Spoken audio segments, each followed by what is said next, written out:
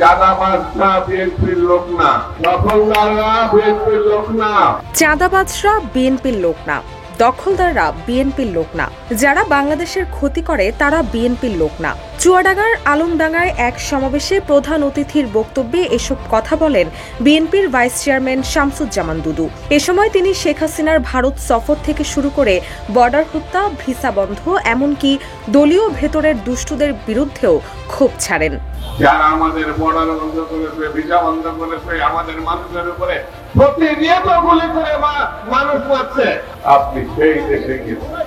শামসুজ্জামান দুদু বলেন, দুষ্টু কিছু মানুষ আছে, তাদের দুষ্টু কাজের জন্য আমাদের দল ক্ষতিগ্রস্ত হয়েছে, সেজন্য আমি দুঃখ প্রকাশ করছি।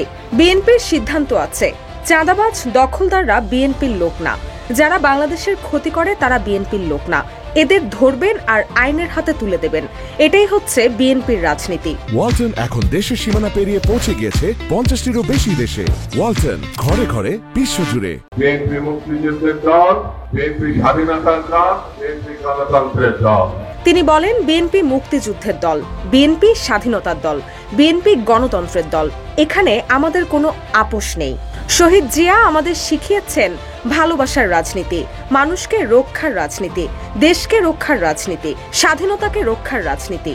কথায় কথায় ওই মহিলাটা বলতো এটিএমের টাকা নাকি বিএনপির এই ভাইস চেয়ারম্যান তীব্র কটাক্ষ করে শেখ হাসিনাকে উদ্দেশ্য করে আরো বলেন, কথায় কথায় ওই মহিলা বলতেন এতিমের টাকা খাওয়ার কথা, কিন্তু সেই শেখ হাসিনা ব্যাংকের টাকা কোথায় পাচার করেছেন? বারবার বলতেন মুজিব কন্যা পালায় না, মুজিবের কন্যা বাংলাদেশকে অপমানিত করেছেন। এখন তিনি ভারতে গিয়ে বসে আছেন। যারা আমাদের বর্ডার বন্ধ করেছেন, ভিসা বন্ধ করেছেন, যারা প্রতিনিয়ত গুলি করে আমাদের মানুষ মারছেন, আপনি সেই দেশেই গেছেন। আপনি জীবন বাঁচানোর জন্য নাকি পালিয়েছেন।